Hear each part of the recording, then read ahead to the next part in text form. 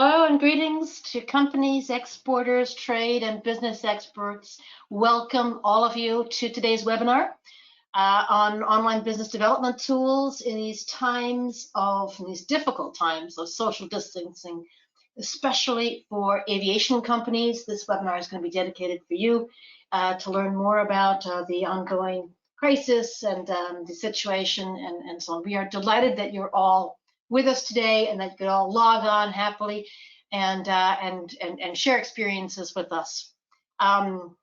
Without further ado, let's introduce ourselves. My name, first of all, is Susanna Hardy. I'm with IBT Online. I'll be helping with questions at the end and with the slide presentation. Please drop any questions you might have in the chat box, and we will be getting to you at the end of the webinar. It's my great pleasure to introduce to you our two speakers today, Adrian Viller and Samantha Sofici. Adrian is the Director of International Business Development at PartSpace. He's been, he's known to most of you already. He's been in the aviation business for many years. He's a key member of the PartSpace group. He has a vast and extensive knowledge of the supply chain industry, particularly in the aviation business. And as you know from meeting him, and especially from things like webinars, a tremendous research and communication skills that he has. Because PartSpace sits at the nexus of the aviation industry, it really is, it gets this sort of like, sorry the pun, but a bird's eye view of the aviation industry from all aspects, from all different players that it's involved. It is the world's largest B2B online service for the industry. It has over 7,600 companies all on their platform, and it's a locator service for aviation, aerospace, defense, everything. So I believe there's something like 51,000 searches a day on this. So it really has this amazing ability to give you an overview, to tell you what's going on in the business, to give you a short, medium, and long-term outlook of it all. So we're delighted that Adrian can join us today on that. Just a quick word also, PartSpace is fully operational, fully open for business, and looking forward to getting so if you want to reach out and have questions or want things like that, please do. Also with us today is Samantha Sofici, is our business development manager from IBT Online. Samantha is based in the US and is based in Florida, so knows a lot about the aviation industry, but also knows an awful lot about the online industry, and is herself sort of just an absolute digital native, and always a wealth of information to clients, to companies looking for information and solutions for business development tools, solutions in today's world. So with that, I'm going to really just give you the agenda today. Our agenda, we're going to be talking about the statement of the industry with Adrian, aviation, and the COVID-19, what effect that has had, both in the initial impact, the medium long-term projections and recommendations that Adrian had. After that, we're going to look at some of the business development tools with social distancing, some of the development tools that are online available today. We're going to then conclude with some action points and helpful sources and takeaways. And then, as I said, we're going to have a Q&A, a live Q&A at the end. So do please add your questions that you have in the question box as we go along. And a recording of this webinar will be in your inbox tomorrow. So you can sit back, listen, enjoy, learn, and communicate and tell us about these things as well if you have points you'd like to share. And with that, I'm going to hand over to Adrian to talk to us a little bit about the statement of the industry. Adrian. Thank you so much, Susanna. Good morning, everyone. Thank you for the very warm introduction. It's a pleasure to be here with you guys again. This is the second webinar that PartSpace co-hosts with IBT, and it's an absolute delight to share some of our insights with our audience today, and maybe answer some questions that you guys will have as well. What a week. That's the bottom line. We've had some good news. We've had Some real good highlights just in terms of the pandemic in general. As we've learned very recently, the data suggests that the virus has peaked in many territories in Western Europe, including Italy, including Spain, and there seems to be some suggestion that it is also peaking in some of the hardest hit areas in the United States, including New York. So very, very good news on that side. Any little bit of good news is something that we want to cherish and hold on to in this time. But let's talk a little bit about what's going on in our industry. So this is a global issue, and global issues have global impacts. So what we've seen right now is probably the most drastic reduction in passenger capacity um, in pretty much the history of our industry. We'd like to compare what's going on right now to 9/11 and the SARS epidemic of 2003, being that they were somewhat similar in terms of the impact to the industry. But in reality, this is a much, much sharper reduction in capacity. For context, in the immediate aftermath of 9/11, overall capacity in the United States, passenger capacity was down 43%, and globally about 27%. And as you can see here, and this is just kind of a from February, early February, which is when the first outbreaks of the virus were occurring in around Wuhan province and Hubei province, sorry, in China. Till today, we're seeing that in Europe, particularly, 86% of flight traffic has ceased from January through February. So that's a drastic difference. That is a very sharp decrease in passenger capacity. And in the United States, it's mirroring that. Unlike in Europe, the United States does rely significantly more on air travel for uh, just for the shipping of merchandise and just for passenger traffic and business reasons. We don't have a rail system like Europe does.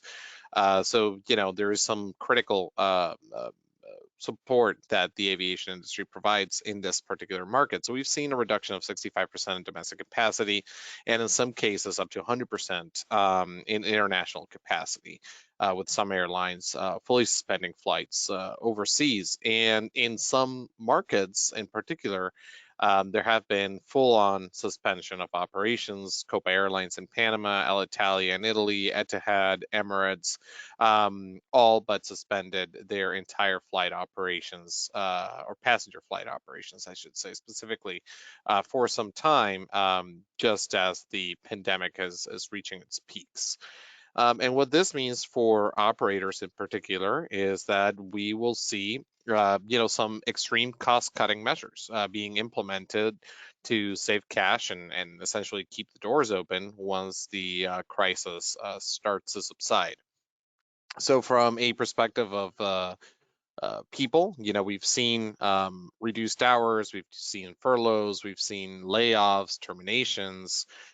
In terms of assets, a lot of airlines are choosing to retire certain types of aircraft that are more expensive to operate early. We have seen British Airways and Air France park their Airbus A380s. That's the largest passenger aircraft in terms of capacity flying today. A lot of airlines are parking these aircraft, and it's dubious whether they're going to bring those back into service. And then, we have airlines here in the United States and in other markets that operate the Boeing 757, the Boeing 767, that are also choosing to retire some of these airframes early.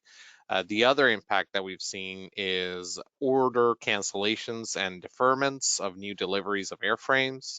So, for example, earlier this week, Avalon, which is one of the largest airframe leasing companies, canceled an order for 75 Boeing 737 MAX.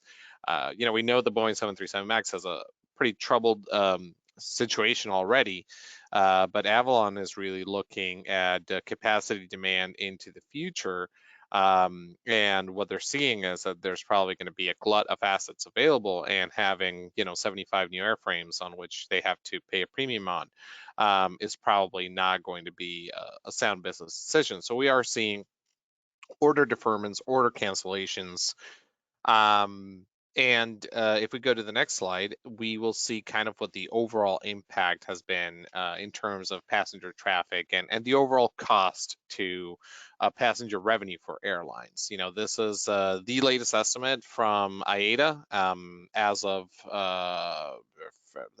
March 31st is the date of this analysis.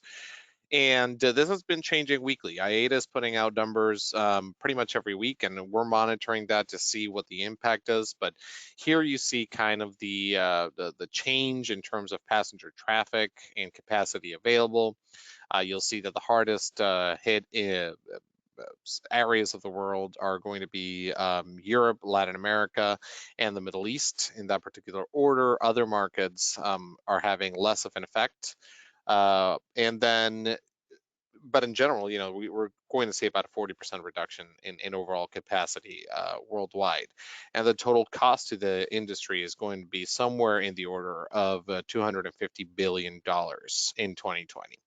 And it might be more in lost revenue. So, and it might be more as, the situation continues and as data is being crunched and analyzed on an almost daily basis, we might see these numbers fluctuate. One thing, though, that we should bear in mind is that COVID-19 was the catalyst, but not necessarily the origin of the crisis in our industry. There was a lot of easily available risk capital. There was a lot of liquidity in the system.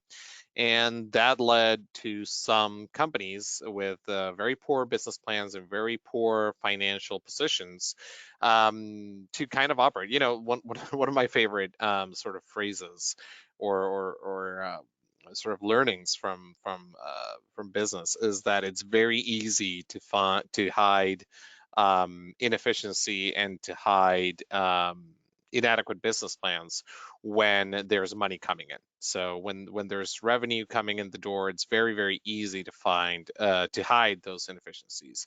When things get tough, that's when you start finding the holes in the business plan, and that's when you start seeing companies that were not well managed come under serious stress.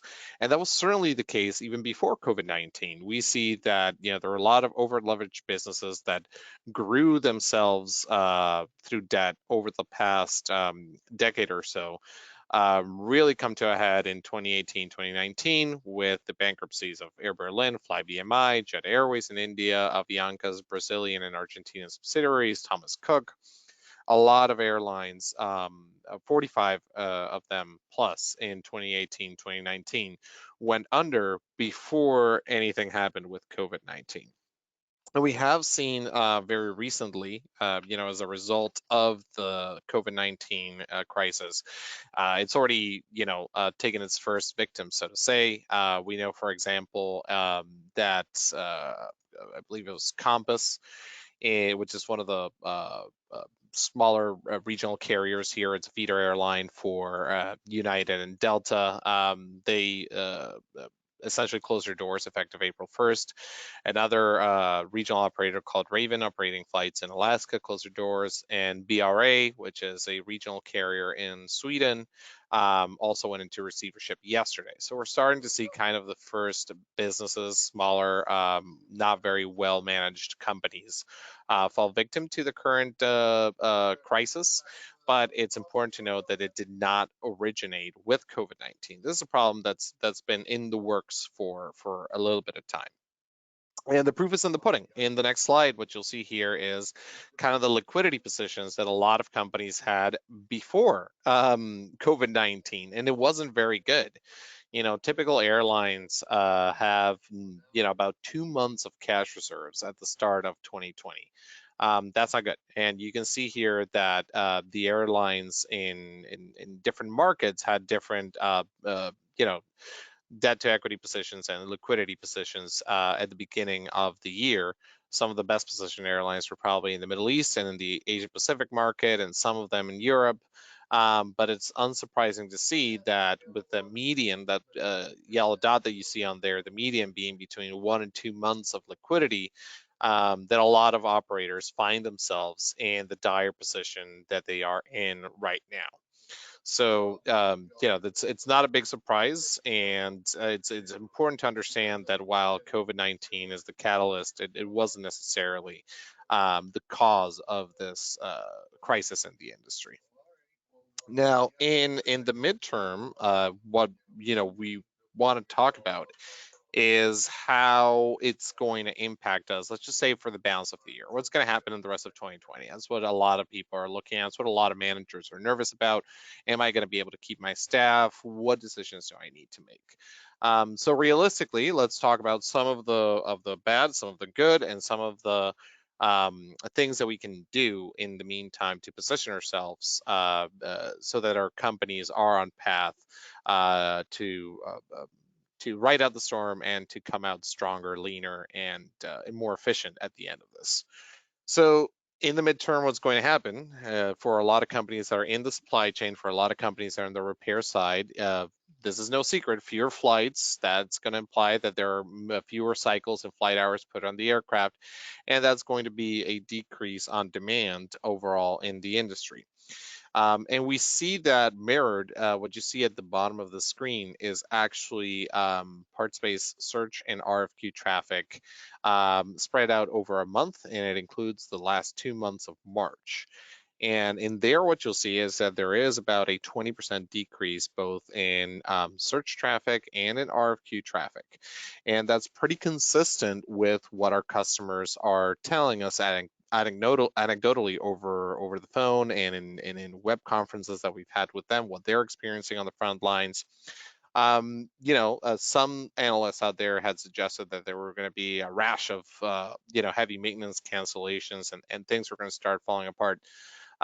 Couple of weeks in, what we're seeing is that that is not holding. Actually, what's happening is that most airlines are positioning themselves for operational readiness, which in large part implies that assets like aircraft still need to be maintained, and they're moving forward with heavy maintenance, and they're moving forward with elective maintenance, and getting those aircraft ready so that when the crisis does subside, and it will over the next couple of months, they have no delay in getting those aircraft back into operational situations. So, what we're seeing is that MROs are still reporting a backlog. They still have 30, 60 days of work remaining.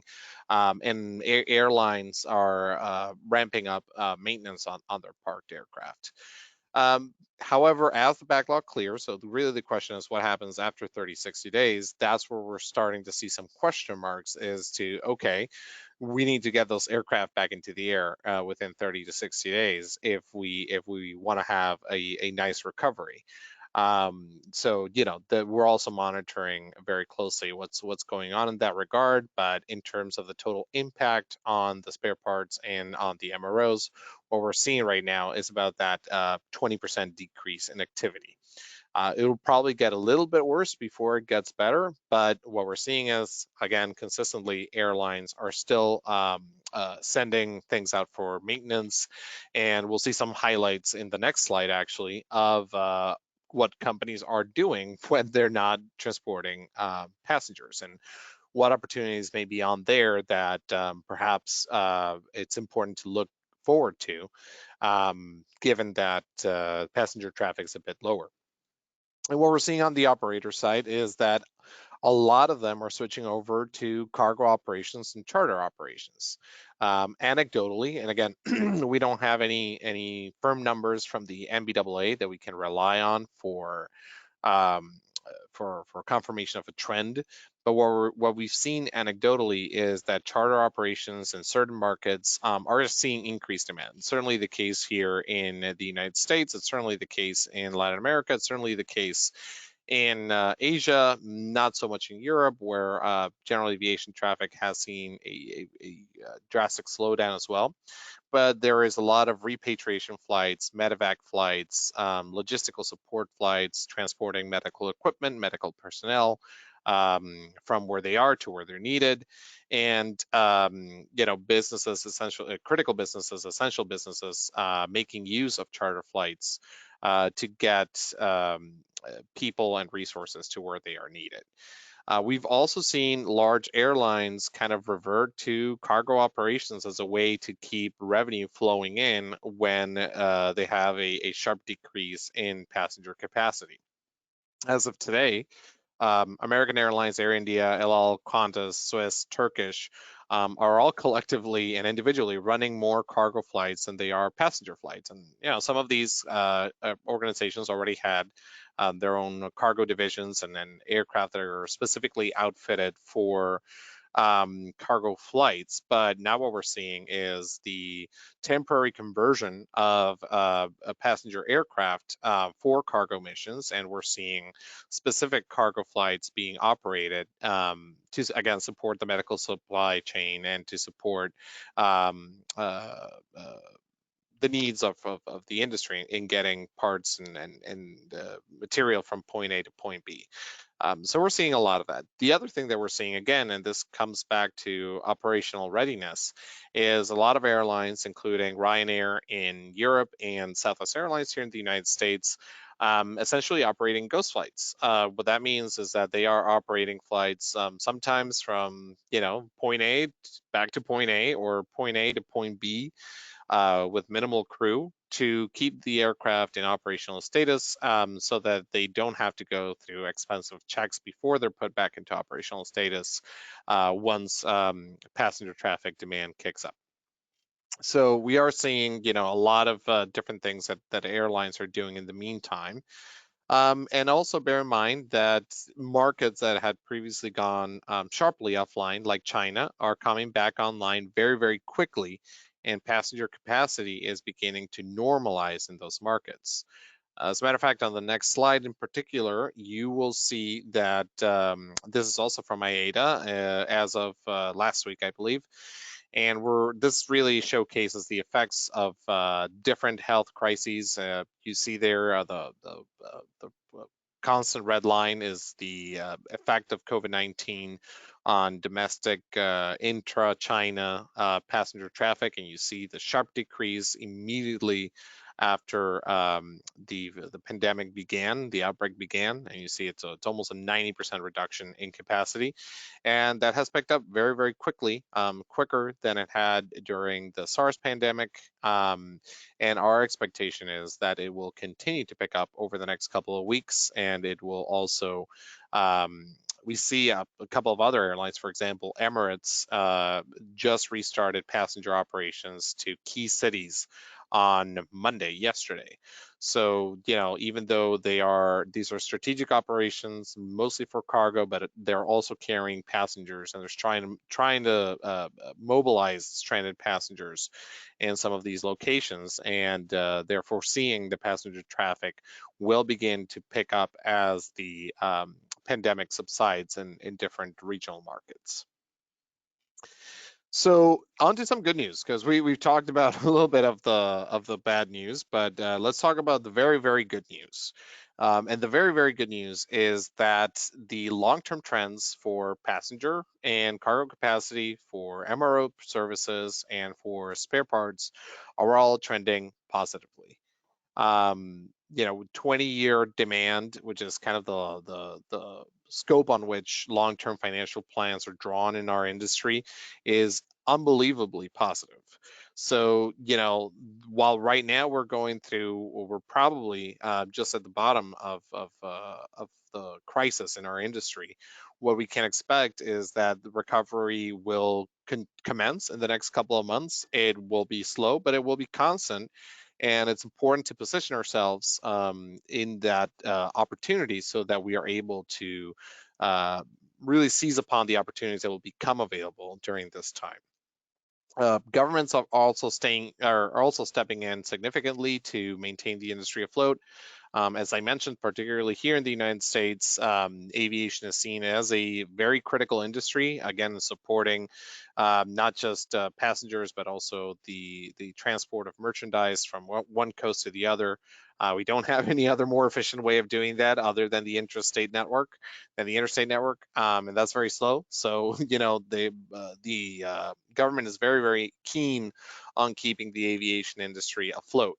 And so, the CARES Act, which was approved last week by Congress and signed into law by the president, does include $25 billion in direct aid to Part 121, 135s, and 145 companies. And more is on the way. It's both Democrats and Republicans in Congress have stated that additional support for the industry will probably be needed over the next couple of months. And again, they are keen to provide that support because of the critical nature of the industry. As a matter of fact, you might companies that are on the supply chain side that are part suppliers might be looking at this and they're asking, well, what about us? Well, the ASA, the Aviation Suppliers Association, is lobbying the president directly and is lobbying key decision makers on Capitol Hill to include provisions and to include support, direct support aside from what's available via the SBA for companies that are on the part supply side as well. So, it might take some time for that to transpire and for resources to be available. But in general, the government in the United States and in other markets are very keen to support the industry. And they're very keen to provide financial resources to keep the machine going. What we will see is there will also be a reset in the industry. It's not a surprise that there will be a lot of players in the market, operators, MROs, parts distributors that were financially over leveraged, that will probably not make it through this crisis. But that will in itself create some opportunities and will also create in general a much healthier industry. The decrease in MRO backlog in particular, we see as somewhat of a good thing. It'll probably, strain the balance sheets of some of the MRO providers out there, but it will also lead to an increase in competition for contracts, which will lower maintenance costs for airlines, which will lower materials costs for airlines, which again will translate presumably into better returns for their shareholders and also perhaps lower costs for the flying public. So all in all, this decrease in MRO backlog and this reset in the industry might be a very good thing for some players in the market. And we do see some additional opportunities coming into play, for companies that are asking or maybe thinking, well, my business is kind of shot right now. What should I be looking into? Let me tell you what other people are doing. Let me tell you what some other players in the industry are doing. Asset management is going to become an increasingly popular and increasingly growing sector of our business. A lot of airlines are not going to be able to put every aircraft into the air immediately. Some analysts argue that we had a lot of capacity already in the market, that it was oversupplied in some routes and some regions. And they're probably right. And especially once the industry starts to recover and more people start to fly, airlines are going to be very, very cautious about putting every single airplane that they have into the air. So what we will see is that there will be a lot of asset management, meaning that airlines are going to have to pay fees to MROs and to other facilities to essentially look over these aircraft while they're parked, perform some basic maintenance. So that's going to become a growing market. Airlines are also going to start to look at options on what to do with to increase liquidity. And one of the trends that we're seeing is that a lot of airlines are looking into liquidating inventory, not necessarily for sale, but also for lease. So that's a new trend that we're seeing rather than having airlines, sell only inventory that they don't want anymore. What we're seeing is that they're putting some of their strategic inventory, even some of their critical inventory, for sale or for lease, given that they will have fewer operations on a daily basis. That also means that they can decrease their critical inventory, and that creates some opportunities for other operators to save costs, and it will create opportunities for MRO facilities as well. And some airlines are going to start disposing of, as I mentioned earlier, older airframes, and even airframes that are simply too large.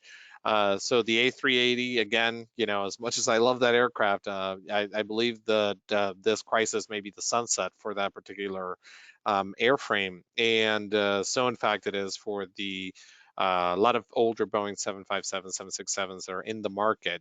Those might see a future in freight operations. They might see a future in different sort of missions.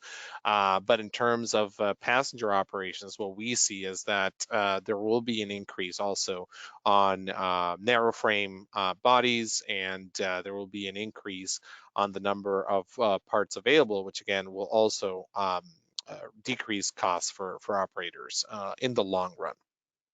Cabin disinfection and cleaning is also something that a lot of MROs are currently getting into at the moment. And that might be, a temporary sort of demand on the market, but a lot of charter companies and a lot of airlines are really looking into deeply sanitizing and deeply decontaminating their aircraft in order to lure back passenger traffic. And that's probably a trend that's going to continue for some time. So a lot of players are getting into that particular field, and that's also something that companies could look into as a source for revenue in these tight times. If we go to the next slide, I do want to leave everything kind of on a positive note here. And this will tell you kind of what we can expect in terms of traffic growth over the next 20 years, okay? And what we see here is that the increase in passenger capacity outpaces GDP in every market at every turn. So even though things look dire at this time, do keep in mind this, that the long-term trend is that of growth. It is that of prosperity in our market. So this is the time to really dig down and look into what regions of the world are growing the most and seeing, well, where can I offer my goods and services, and how can I get to those markets? How can I get to those decision makers in those particular markets? In the next slide, we will see kind of, just remember what happened 19 years ago in 2011. Immediately the period after 9/11, after those reductions in capacity as a result of the terrorist attacks, we saw one of the longest periods of profitable growth for our industry worldwide across all sectors. Passenger traffic skyrocketed, cargo traffic skyrocketed. It led to the emergence of a boom in regional aviation. We had regional airlines pop up in a variety of different markets and to serve a variety of secondary markets that were really unaddressed at the time. And it led, very importantly, to the emergence of leaner, efficient, low-cost carriers and ultra-low-cost carriers. And that has been one of the single largest drivers for the increase in passenger capacity is the emergence of these LCCs and ULCCs. And they themselves were disruptors and changed significantly the way that MRO and the supply chain worked in the aviation industry. And you should expect to see a lot more of these pop up in the next couple of years, especially if once the bigger carriers, the ones that were financially over leveraged, they might come back. A lot of them with government support will come back, certainly. But they will also come back smaller, they will come back leaner, and they will come back significantly more efficient and with much sounder business plans, and very just careful with how they plan their finances. Take a look at the following map here, and what you'll see here is that growth in our region is going to occur not in the developed markets, not in Western Europe, not in North America. Most of the growth is going to come overseas. It's going to happen in Latin America with key markets like Mexico and Brazil. It's going to happen in Russia. It's going to happen in Eastern Europe. It's going to happen in the Asia Pacific region. These are the markets that will continue to grow. They have the highest population growth, the highest GDP growth, and they also have the highest growth in demand for passenger traffic. So if you want a really good recommendation, diversify your customer base, look at different geographic areas, and diversify the companies that you do business with. If you're only doing business with airlines in North America, it's time to look at other opportunities in other markets that will probably rebound faster, and will probably provide you with greater alternatives at this time. Um, Keep in mind, this is a global issue. It has global impact, but the solutions are also global for that nature. And leveraging technology, leveraging e-commerce solutions, leveraging digital marketing solutions are a fantastic resource to get to those regions, to get to those markets, to get to those individuals. Especially now, if you're, if you're cutting down costs by tailoring down your sales teams and that sort of thing, look at how you can get more productivity from existing resources. If you have a website, is that website really doing its job in getting your message across to different markets around the world? If you deploy other digital campaign techniques, are they doing their job properly? Are they getting to the right people and to the right decision makers? Are you showing your goods and services to the right audience? What is the right audience? So these are a lot of questions that you have to ask yourself at this time. Look at those cost centers, capitalize on opportunities to increase productivity, and don't sacrifice revenue to save cost. I know that the instinct for everybody is cut, cut, cut, but at this time, what you really want is to strategically plan where are you going to invest in to get the best return. The industry is not dead. The industry is going to continue growing, but the opportunity is not going to be as easy as it was 3 weeks ago, as it was a month ago. So getting to that opportunity is going to require you leveraging existing resources in your company and looking at resources that may be available elsewhere, to really leap ahead and look at other markets, look at other verticals where your goods and services are still in high demand, and where it'll be lucrative and you'll get a good return on that investment. Look at the data. A lot of people have data. Partspace can certainly support you in this endeavor. If you're curious about, if you're a spare parts supplier, okay, where are my parts in demand? We can tell you that story. What sort of businesses are looking at my parts? We can tell you that story. And through our partnerships, we can help you, leverage the data that we have, and the data that's available elsewhere through IATA, through the ASA, through a lot of other resources, to really identify those opportunities for growth, capitalize on those opportunities, and leap ahead in these times. And also, finally, just keep in mind that adaptability and flexibility are the absolute key in situations without predictable outcomes. So if you're looking at yourself at a situation right now where you just don't know what's going to happen, the worst thing that you could do is to stick with a plan that's the status quo. You really need to look at how can you adapt, how can you become flexible, and look into things like automation, look into things like process optimization. Those will all lead to cost savings on the one hand. And on the other side, what sort of technology is available out there to help me reduce costs, achieve efficiencies, and connect with those companies so that you can move forward in this particular situation. And just finally here, Partspace is very well positioned. As Susanna mentioned earlier, we're fully operational. We're fully invested in our industry. We know that there is going to be positive outcomes out of all of this. If there is any way in which we can help you as an organization, reach out to us.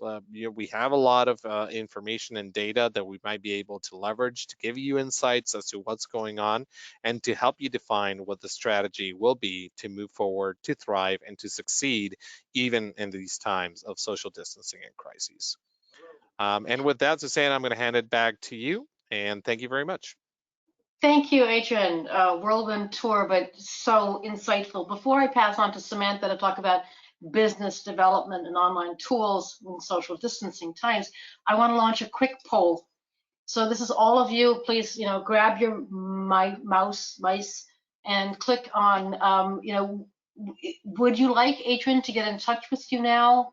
Would it be useful for you for Adrian to contact you now?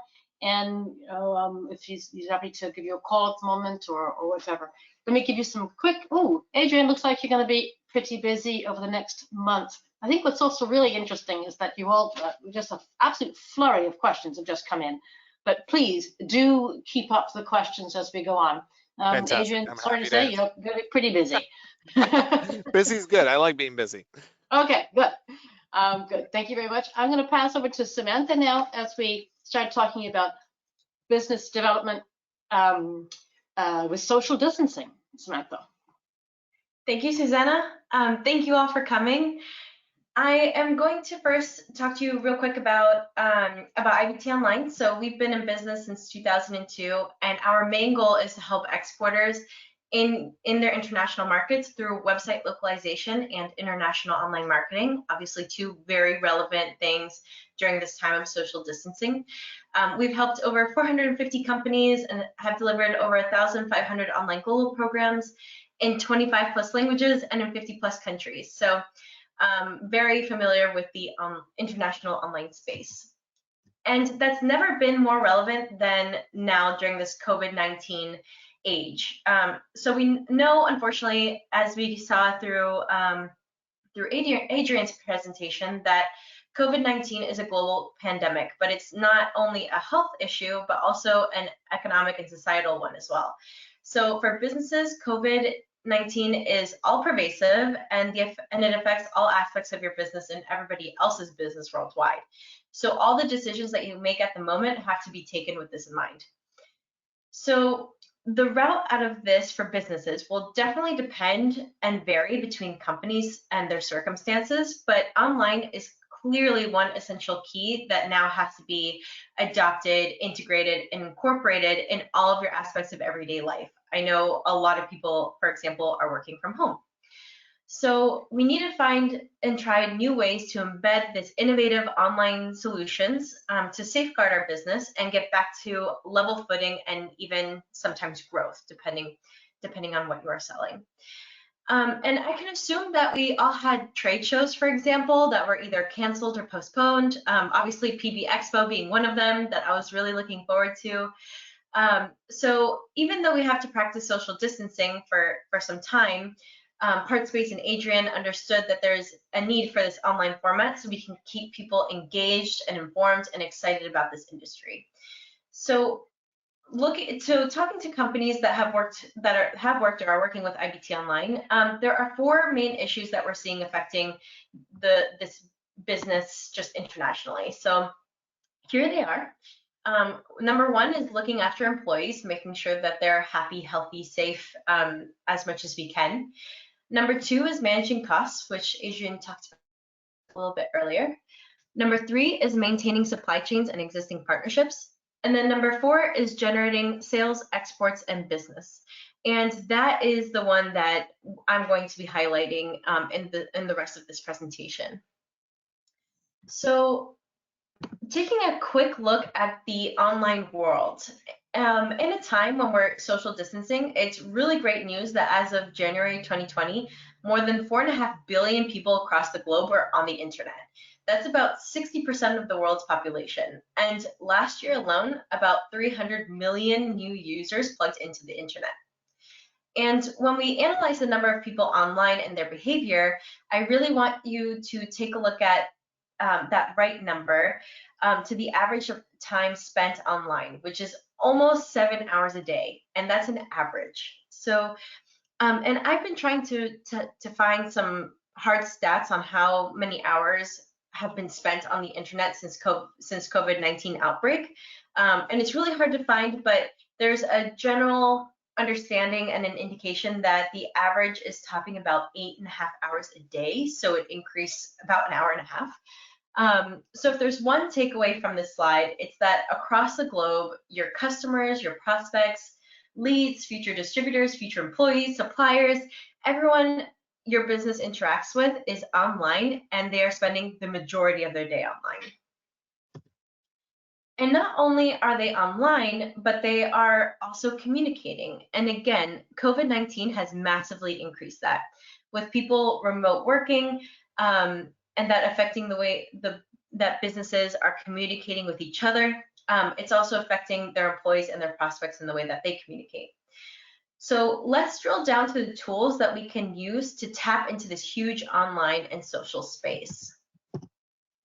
Which brings us to the next slide, which shows that we tend to divide the online tools into two interrelated sets. The first one being your website, and the second one being online marketing. There was a time where it was okay to just have a basic core domestic website. Back in the good old internet days, which was about a few years ago, it was enough to have a decent website and just make sure that your webmaster optimized it every now and then, kind of like an annual spring cleaning, so that the search engines would recognize it. And it was enough to just kind of put a blog up every now and then, figure out some keywords, and you would be on the first page of Google. But now that everyone and their mother has a website, things are a bit more competitive. Things are different. You still need a good core website, and you still need to do SEO, but now the SEO has to be regularly checked in on and freshened up. So a blog a year just doesn't cut it. And this applies both to the domestic market and the international market.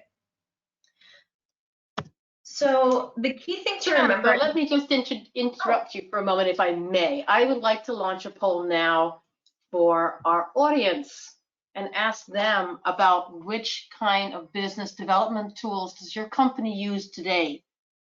Are you looking at online marketing? Are you e-commerce enabled? What kind of online business development tools is your company using? Are we doing this? Hello, I'm collecting responses. Here we go. Yes, I'm very happy to see that many of you have got e-commerce enabled websites, that many of you are doing international websites as well. There's some of you which are not doing too much, but I'm very, very happy to see that most of you are engaged, and many of you are actually e-commerce enabled as well, which is going to be very important, I think, in these coming days. Thank you. And with that, I'm going to pass it back to Samantha. Thank you for that. Sorry for that interruption, Samantha. That'd be useful. Oh, no, that's fine. That was very useful. I'm happy to hear that. So this slide just shows you that the key thing to remember about the online world, both in your online presence and social media, is that it's always searcher-centric. So your company might be producing the best widgets in the world, but if you're not communicating that correctly to search engines, you won't be found. So for all things online, you have to put your customer in the center. Put yourself in the place of your prospective buyer. This is essentially what we mean when we talk about a localized presence, whether that's for your website or your marketing or your e-commerce. Anything online is customer or searcher centric. And the best way to illustrate that is to look at how search engines work. So we're going to take a look at Google real quick. So if you have a website for your company and you want to reach some prospects, say an international market, you might think that it would be enough to just put a Google Translate plugin or just a couple of foreign language pages onto your domestic website, and the search engine will do the rest. But unfortunately, nowadays, that is just not the case. Search engines, and here we're taking a look at Google specifically, but it also applies to other search engines like Yandex, Bing, Baidu, and these days even YouTube, which is actually the second largest search engine in the world, Amazon, Facebook. They're all used as search engines, and they're all searcher-centric. So if a couple of your additional pages of your website are not highly relevant to your target audience, they're pretty much invisible. And you can see this by Google, because Google has 192 country or regional specific search engines. So let's say, for example, you're targeting a German market. Well, your searcher will most likely be using google.de for their search engine, and they will most likely be searching in German because that's their native tongue and that's what they're comfortable searching in. So if your website isn't in German, localized for the German market, it's really unlikely that they're going to find you unless they know your brand name. And in the next slide, we can see a really nice practical example of this. So Susanna, who's in the UK in London, and myself living in Florida, we both Googled red shoes. She used google.co.uk and I used google.com. And completely logically, we both came up with results that were relevant to us, where we are. I got stores that I'm very familiar with, like Macy's and Zappos, and she got stores I've never even heard of, like Debenhams and House of Fraser.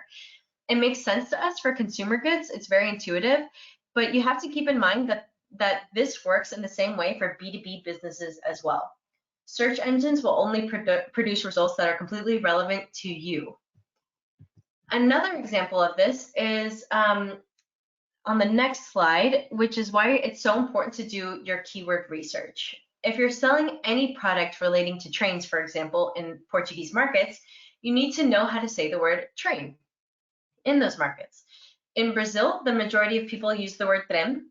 However, in Portugal, the majority of people use comboio. So if you're trying to reach the Brazilian market and you're using comboio in all of your text, it's super unlikely that you'll reach that market via keywords. And this is absolutely vital for search advertising. You need to make sure that you're using the same language your target audience is using in search if you want to rank high and be competitive and actually be found. In the next slide, we take a look at what it means to have a localized presence in both websites and social media. We want them to be customer-centric. So you need to consider having a localized presence to grow globally. And here's at least a few best practices when localizing your online presence. It's important to keep in mind everything from local domain names and regulatory requirements to making sure that it's culturally appropriate and adapted to the local language. A localized presence will help you be found, be understood, and be easier to do business with. And in the next slide, I'll show you an example of an aviation company, actually, that has implemented a localized presence in its development strategy.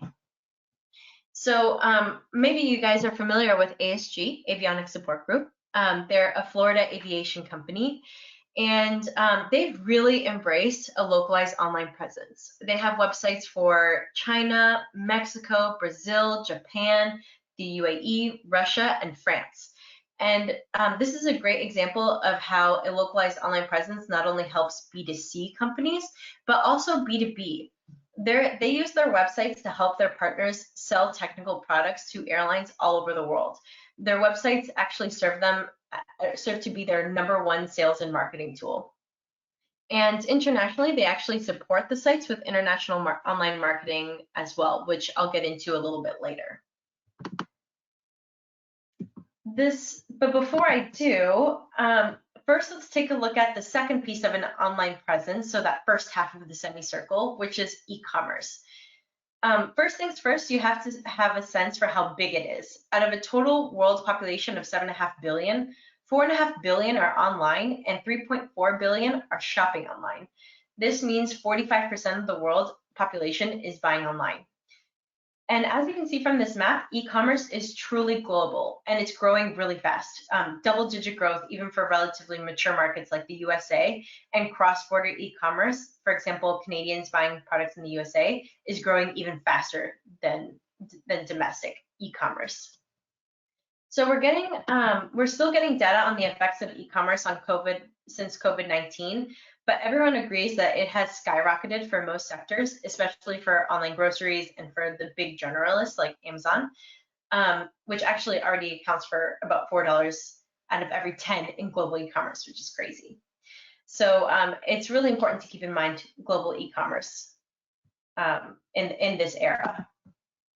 And this is true for B2B e-commerce as well. So many people think of e-commerce as just selling to individual consumers sitting in their kitchen table, and they're surprised at the prevalence of B2B transactions. It's challenging to get consistent data, but by all measurements, it is huge. At the end of 2018, Statista estimated global B2B e-commerce market to be valued at around $10.6 trillion in 2019. That's about 3.5 times the size of the B2C market. And what we have to remember is that even though it's B2B, so business to business, we're still talking to people who like to shop for their businesses the way that they shop for themselves. And according to a Gartner study, 94% of B2B purchases are researched online before contacting a sales rep these days. And a solid 3/4 of B2B buyers do more than half of their purchases online. People don't want to talk to a salesperson as soon as they figure out their problem. They want to do the research themselves. And what this means is, even if your B2B product or service is high price point and customized, and you take the consultative sales approach, your website still has to be compelling enough to encourage that call to action and convince that customer to request a contact because he's already doing his online research. And so let's take a look at the four options for e-commerce that you see on the slide. So for most companies, it's not if you need to participate in e-commerce space, but when and how you want to start. And there are 4 options for both B2B and B2C companies looking to sell via e-commerce, both domestically and internationally. Generalist marketplaces like Amazon or Mercado Libre for Latin America. Number 2 is specialist marketplaces like Lowe's, for example, or even a specific in-market distributor. The third one is selling directly from your website, and you can choose from a ton of different e-commerce plugins depending on your capabilities and what you're selling, like WooCommerce and BigCommerce. And the fourth is a combination of the marketplace and your own. And I know this e-commerce review was pretty top level in this presentation, but if e-commerce is something that you're really interested in learning more about, we will actually be taking a deeper dive specifically into e-commerce strategies tomorrow, Wednesday, April 8th at 11 o'clock, and you can register on our website. So what does it mean with COVID-19? So taking a look at its impact, it's vital that you take a look at your buyer persona and your buyer's journey. Not everything is lost because of what's happening in the world. According to eConsultancy, 87% of marketers in North America predict an increase in the use of online services by consumers during this outbreak. And 75% also predict an increase in e-commerce usage, as do 70% of the UK marketers. So this is globally, people think that people are going to be going online to make purchases even throughout this troubling time. So here are a few questions to ask yourself about your buyer personas and your buyer's journey so that you can begin to adapt your outreach accordingly. Remember, you want to create content and outreach that is consistent, timely, and relevant. So you need to take a look at your buyer personas. Are they searching for products online since trade shows aren't happening? Are they working from home? Has the crisis affected their journey? So maybe they are in back to the consideration stage instead of the decision stage. Are they using new online tools? Maybe they're on social media a lot more because people are working from home, they're doing workout routines, following social media, they're communicating with friends online. So they're constantly in front of a computer. And so you need to take a look at your buyer personas and your buyer's journey and see how it has changed since this crisis. But regardless of what your objectives are and who your buyer personas are and what their buyer's journey is, you need to have a great website. And your website has to be a springboard for the rest of your marketing activities. So you have to make sure that you have a good solid base before you start marketing your website. And for exporters, that means a localized website, as we were talking about before. You need to make sure that the keywords are optimized, that it's animated, that it's fresh, it's updated, it has really relevant and timely content. And with that, we can start to take a look at the second half of the semicircle. So taking a look at social media networks. Social media platforms are a great way for companies to improve their international market presence and reach potential clients all over the world, because 3.5 billion people are using social media. And that's not an insignificant number. And especially in this time of social distancing, social media has only grown in importance. For example, Mark Zuckerberg from Facebook reported that WhatsApp and Facebook Messenger usage has more than doubled since the start of the crisis. People are just are craving that one-on-one connection. And likewise, Reddit reported traffic increases of 20 to 50% in subreddits related to business, finance, news, education, travel, and sports over the past week. TikTok and Instagram traffic has been reported to also have increased over the past month. So social media networks have just grown in importance over this time. But before you get started into social media, you need to take into account these 4 things. First, you need to understand your buyer personas, like I mentioned before. And you can have multiple buyer personas, which is something that I failed to mention. You can have a buyer persona depending on specific verticals that you sell into. You can have buyer personas for specific job titles. For example, a buyer persona for the CEOs, another one for salespeople, another one for marketing people. And you can have specific buyer personas for locations, different countries. This goes in hand with your buyer journey. So as I mentioned before, take a look at your buyer's journey, see what your buyer persona is going through and what they need right now. Really take into account how the buyer persona and the buyer's journey has been affected by COVID-19. And there are just so many platforms. So Facebook, Instagram, TikTok, YouTube, LinkedIn, and their usage varies country by country. So that's why you need to make sure to do your research and really figure out where your buyer personas are so you don't waste your resources outreaching to the incorrect audience. And this will give you the starting point to start mapping your campaign and make sure you have clear objectives and timelines. So in this slide, this is just an example of with Facebook. When designing your market strategy, you need to be really clear on what your objective is for every single post that goes out. So maybe right now, you're not really driving leads and sales, but you want to grow the brand. You want to grow awareness right now because your buyer persona just isn't purchasing. That's not what they're looking at. So your social media goal will be awareness. So the metrics that you'll take a look at and take into account when adjusting your strategies, you'll be taking a look at things like followers and shares and likes. So make sure to really keep in mind your different objectives before creating a social media plan. And the last piece of a meaningful social media presence is to always answer all your comments and mentions. Social media isn't like a magazine or a billboard where you speak your message and you can ignore any and all feedback. Social media is meant to create relationships. So every comment, mention, connection, or like, try to make it a goal to give an appropriate and prompt response. People like to know that they're not only doing business with a company, but also the humans behind it, and that creates a relationship.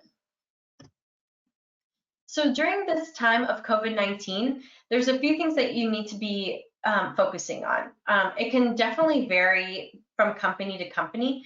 Ideally, it would be bottom of the funnel, so trying to get those sales and lead generation. But maybe, like I mentioned before, your buyer persona just isn't there. They're back to the consideration stage. They want brand awareness.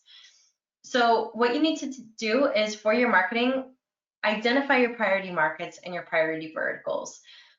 Really understand the buyer's journey and the buyer persona.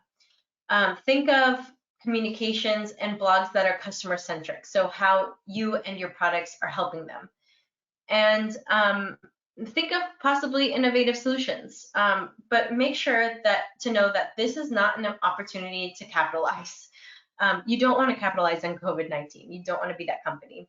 So every post, campaign, and ad you run will need to have an added layer of care and empathy for the coming days and weeks. It's okay to promote your services and products, just don't use COVID-19 as a platform to self-promote if it's not something that will actually be helpful. But you do want to post about anything that will affect your customers. For example, if your team is switching to remote work and it'll impact customer service, response times, or delivery times, that is definitely worth sharing through your social media or through your website. And here are actually two good examples in your industry that are doing a really good job on social media.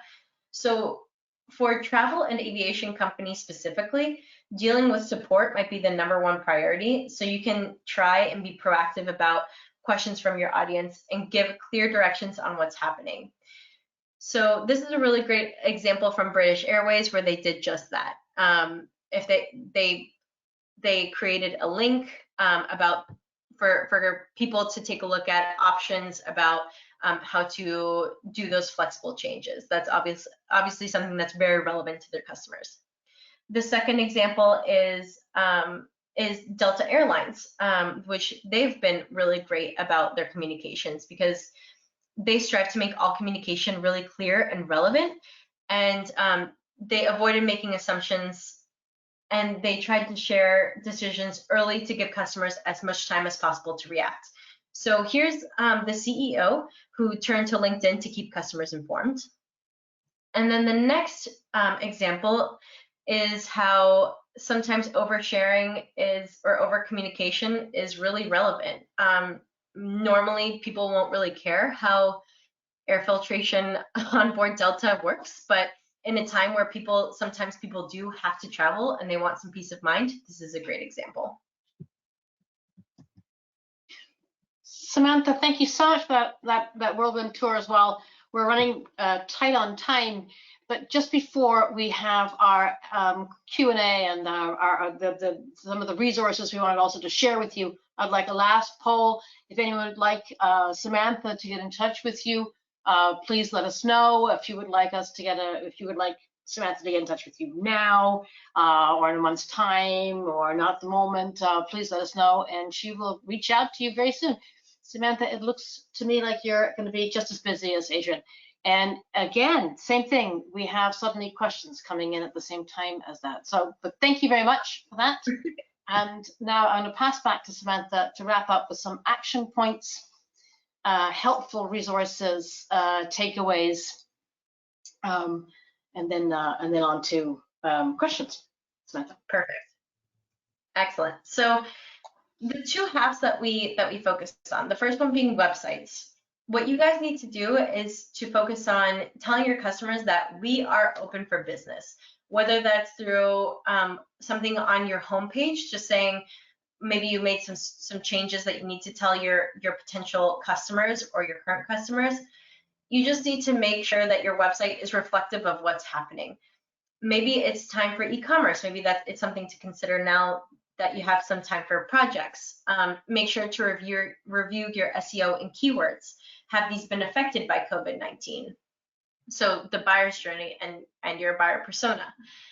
And you need to take a look at how you can use your website to help your distributors and in-market partners. So these are definitely some action points to keep in mind when taking a look at your website in this age. And the next piece, that second half, is marketing. So you need to keep marketing. As I mentioned before, even if you are not directly relevant to the COVID-19 epidemic, you can still market your products and your services. You want to stay in front of your customers. You don't want to disappear from the radar, because you want to keep that momentum. So once the market rebounds, and everybody thinks it will rebound, you still want to be present in your prospective buyers' minds. So please keep marketing, keep doing SEO, keep doing social media, because once it's gone, and it's really hard to get back. So a few helpful resources. These are a few organizations that are extremely helpful. The first one being your local economic development agency. So for example, if you're in Florida, Enterprise Florida is extremely helpful in terms of trying to help you go international, or in your international markets. And actually, IBT Online has we have partnerships with about 20 different states that has grant programs to help companies localize their website and do international online marketing, and they just have free money to help you get there. and it's actually increased because some of that money was usually allocated to trade shows and trade missions, and obviously people aren't going to trade shows and trade missions. So now that money is allocated for your web presence. So if you have any questions about that, I would be happy to answer them. And please keep in mind that tomorrow we do have our e-commerce webinar called E-commerce and COVID-19. And then after that, we have one about online marketing. So please register if you find that relevant. And just an ending note, please look after yourself, look after your loved ones, and look after your communities. These, it's strange times for everybody, but your health comes first. So stay safe and stay healthy. Samantha and Adrian, thank you both very, very much indeed. We have a lot of questions. We've run a bit over time, but I just want to address some of the major questions. First, a very quick one for Adrian. Adrian, where are your contact details? Okay, they're on the page as you see it now. Right But there. are they on your website too? They are not on my website, but I'm also available via LinkedIn. Just look for my name, Adrian Viller, and you can also reach out to me via there if you don't have time to jot down that number. Thank you. Adrian, also, the part space, how international is it? Do you source and display on a global level? Yes, we do. So as Susanna mentioned at the beginning of the webinar, Partspace has about 7,600 member companies worldwide. We're in just about every country except those that have specific trade sanctions against the United States. So you won't find a Partspace member in Iran, North Korea, Cuba, and a couple of others. But just about everywhere else, we have a global presence, anywhere from Micronesia to Fiji to India to Argentina to every other territory around the world. Wherever there are buyers and sellers of aircraft parts, we're there too to support them. Adrian, just quickly also, will you be doing regular updates on the industry? And where can you find those? Yes, we are planning on doing some sort of regular reporting on what's going on in the industry. Obviously, there's a lot of resources already out there, between IATA and some other analysts, but we'll be more than happy to put out our own perspective on things on our social media channels and via email campaigns. Terrific. And I've got one also for Samantha. Samantha, you mentioned grants just now. Where do you find those?